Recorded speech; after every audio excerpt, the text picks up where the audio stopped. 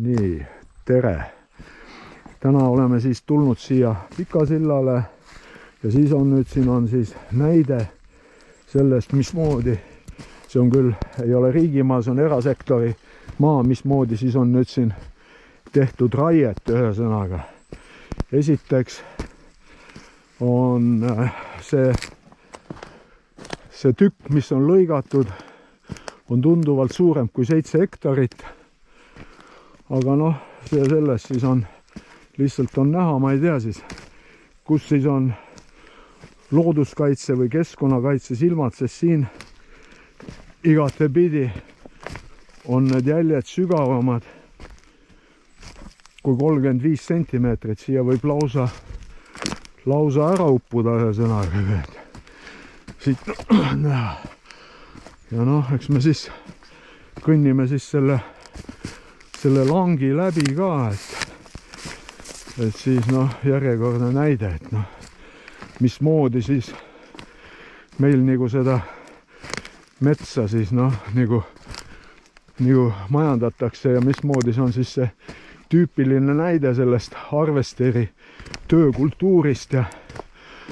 muidugi noh, eks see on üks asi on kõigepealt harvester lõikab ja siis tuleb muidugi traktor, kes omakorda veel selle pinnas ära lõhub, noh. Et see ongi, et ega noh, ma ei saa aru, et ilmselt ega siis sellel, kes siin nüüd selle materjali kätte sai, seda eriti ei huvita see, missugune siis see lank nagu välja näeb pärast seda.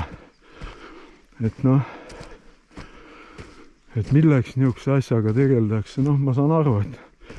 et ilmselt siin on jälle tegemist mingi metsafirmaga, kellel on, nagu öeldakse, peale meid võib tulla või veeuputus. Põhiline, et saaks selle kopika nagu siit kätte. Aga noh, siin on siis, ma usun, et te saate siis ilusti näha. Noh, muidugi, et see mets siin, ega siin peal nagu ta, et selle vanuse suhtes me võime kavelda,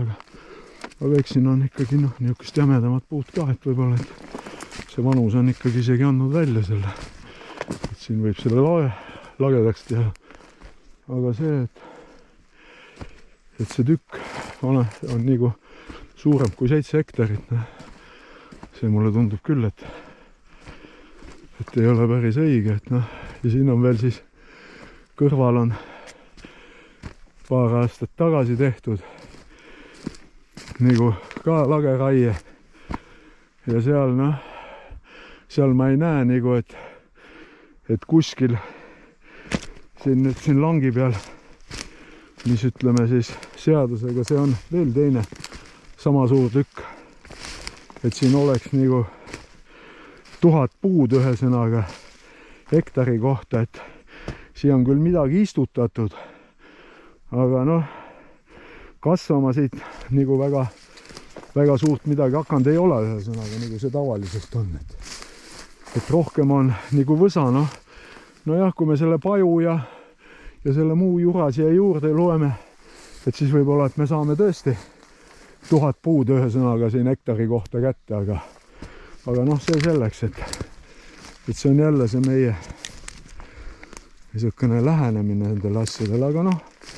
metsafirmast ma mingil määral saan aru, sellepärast, et ega neid ei huvita see, kas see mets tulevikus ka veel siin midagi kasvab või millal ta kasvab, sellepärast, et ega siis nüüd järgmine, kes siis mingisuguse tulu välja saab lugeda, kui siia kunagi veel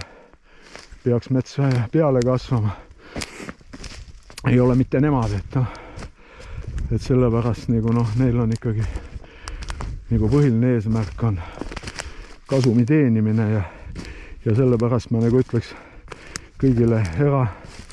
metsaomanikele, kel on veel metsa alles, ärge uskuge seda ilusat juttu, et eriti see, et kui nad võtavad teile nagu seda teenust, lubavad seal teha, et pärast seda see kõik nagu ilus ja tore välja näeb, sellepärast, et siin ei ole mitte midagi ilusat ja toredat ja nüüd noh, siis me näitame, siis see on siis see niinimetatud siis need jäägid siis ühesõnaga, et mis on siis siit nagu siia tee äärde kuivama toodud, et noh, et tegelikkuses noh, oleks nüüd võinud ju nagu kohe hakkesse lasta, aga noh, ilmselt siis siin see kogus ei ole nii suur, et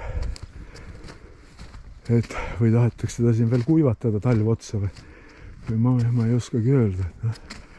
ja siin nüüd on, et siin küll väidetakse, et sellisest nendest hunnikutest mingisugust üraskikollet ei tule, aga ma nagu selles väga kindel ei ole, et pigem on ikkagi siin see taga, et ega siis omal ajal ei pidanud oksi ära põletama. Nojah, ja siin noh, nagu näha on, et ma ei kujuta ette üldse, et kas siit mingit normaalset materjali ka välja tuli. Aga noh, mis siin ikka ühesõnaga, et eks see on jälle üks järjekordne näide sellest, kuidas meil metsades ja nendega ümber käiakse. Et noh, aga mis siin ikka ühesõnaga, et aitäh teile siis, et eks siis on jälle kommenteerimist, et mis siis sellest arvatakse, aga aitäh.